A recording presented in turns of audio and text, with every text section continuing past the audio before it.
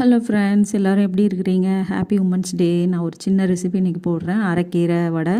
அரைக்கீரை பொடிசாக நறுக்கி வச்சுக்கிட்டேன். கடலைப்பருப்பு ஊற வச்சு அது கூட சோம்பு, காஞ்ச மிளகா, பெருங்காயத்தூள், உப்பு போட்டு அரைச்சி எடுத்து வச்சுக்கிட்டேன்.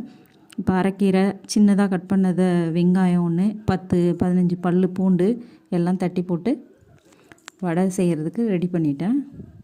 சூப்பரான ஹெல்த்தியான வடை தயார். Happy Women's Day, friends. Thanks for watching.